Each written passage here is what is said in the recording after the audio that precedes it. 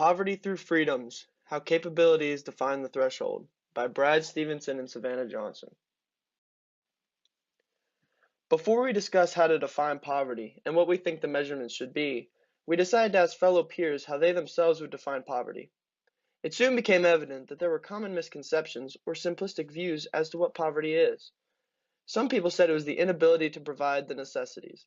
Others said a severe lack of income. All of these are certainly aspects of poverty. It is much more complex than that.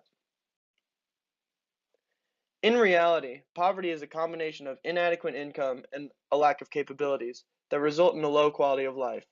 This low quality of life, or poverty, can attempt to be measured by the functionings a person has. So what does this mean? John Iceland defines poverty as economic or income deprivation. This is where inadequate income comes into play. This is significant, but what we have to also understand is this: inadequate income, or not having enough money, is not the sole source of poverty. Nobody wants money. They want what money can buy, the opportunities it can provide. This leads us to the second idea, that poverty relates to a lack of capabilities. But what are these so-called capabilities? In his paper, Capability and Well-Being, Sen describes capabilities as the alternative combinations of functionings a person can achieve, where functionings are the beings and doings achieved by a person. Poverty is not a matter of low well-being, but of the inability to pursue well-being because of the lack of economic means, which is essentially the result of having a lack of capabilities.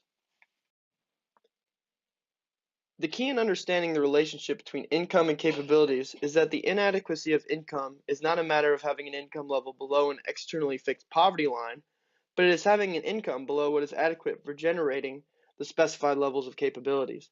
The tricky thing about the two, however, is that it can create this continuous cycle where a person could be lacking in income, which results in a lack of capabilities, or even vice versa, where a lack of capabilities could result in the inability to receive a sufficient income.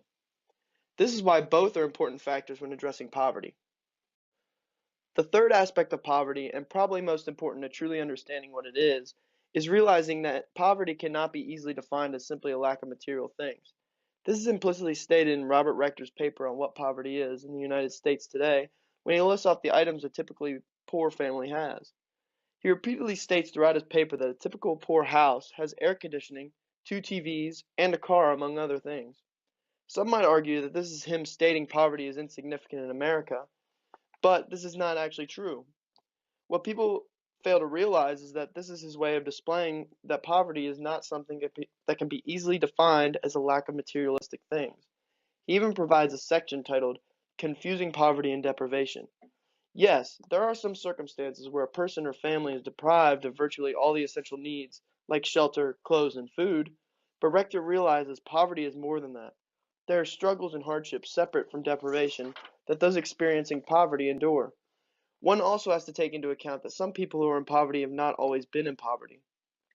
They could have bought those TVs before they lost their job, but either way, buying a TV is just a one-time expenditure. Poverty includes the struggle to provide for well-being, not just the inability to have well-being. From this, we know that something other than money and material resources matter. So what is it?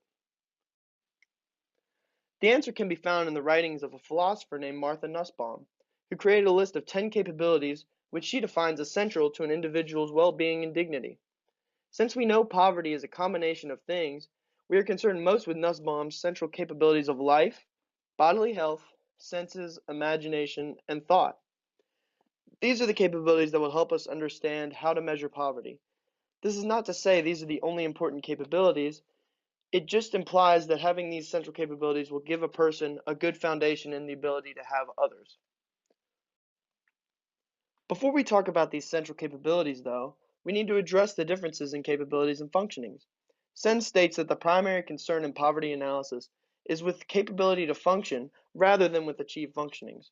This is because if we were to use functionings to describe the state of poverty a person is in, it would limit that person and force them to live in a certain way based on what the government or others thinks is best.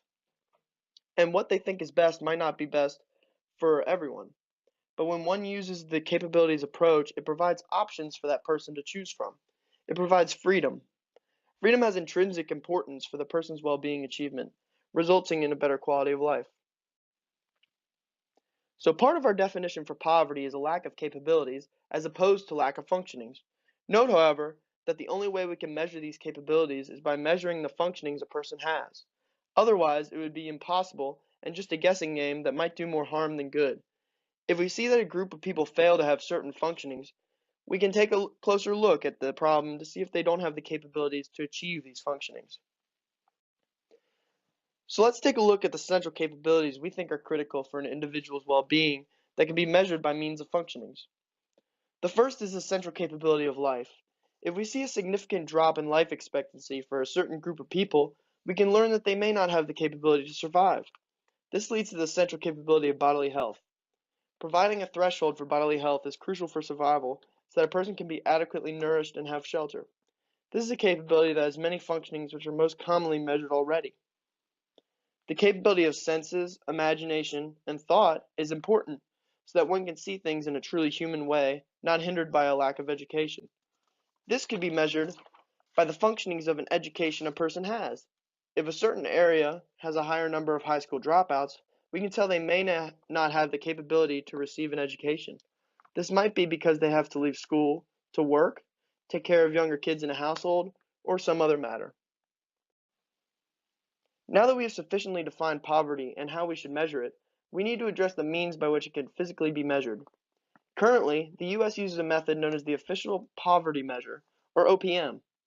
This method only accounts for income as the main resource and uses an outdated system for the threshold by defining it as 3 times the cost of food on the basis that food takes up a third of spending money. Basing the OPM strictly on income does not provide an accurate assessment because it does not take into account expenses like transportation costs for getting to work, taxes, and childcare. OPM does, however, account for composition of family by including the number of members and age of each person, which can be significant for assessing their economic situation. For example, taking care of a toddler will cost significantly less than providing for a teenager. There is another method known as the Supplemental Poverty Measure, or SPM, which includes income, in-kind benefits, and near cash as resources. For the threshold, the SPM does well in accounting for variance in the geography of housing and by including all members that are in a house as opposed to a lawful family. So for us, the first factor we will use as a resource to measure poverty is the household income. We will also include in-kind benefits and near cash resources to accurately see how each family is doing. The concern with using in-kind benefits as a resource is that a family might not qualify for them anymore if they are above the poverty line. So in order to prevent a cycle of people switching from being right under or over the poverty line, they have to have a certain amount of security and ability to stay above the poverty threshold before they stop receiving in-kind benefits. We will also use functionings to help measure the access to capabilities a family has by incorporating things like education, transportation, and housing as resources. The threshold will take into account family composition, like the OPM, and geographical living differences, like the SPM. The threshold will also be measured by 1.2 times the income that is required to achieve a sustainable quality of life for the area based on factors listed above, to ensure not only needs are met, but also capabilities to provide for a better quality of life. In conclusion, there will never be a perfect way to measure poverty, and a perfect way to pinpoint the exact source of it that will be consistent for everyone. But understanding poverty as a means of inadequate income and a lack of capabilities is crucial to providing for the freedoms of a life of well-being.